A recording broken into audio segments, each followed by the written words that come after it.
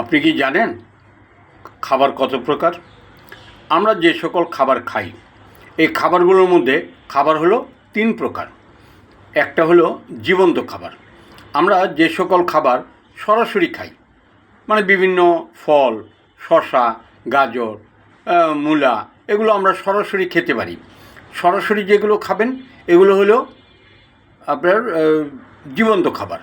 আর অর্ধমৃত খাবার হলো যেগুলো আমরা রান্না করে খাই। তাহলে আমরা কি করব? 70 ভাগ আমরা জীবন্ত খাবার খাওয়ার চেষ্টা করব, আর বাকি 30 ভাগ খাবো অর্ধমৃত খাবার। আর বাকিগুলো মৃত খাবার আমরা খাবো না। মৃত খাবারগুলো কোনগুলো?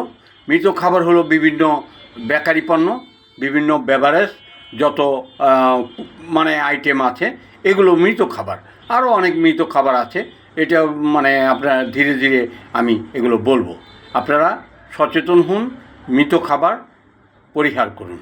ওকে, ধন্যবাদ।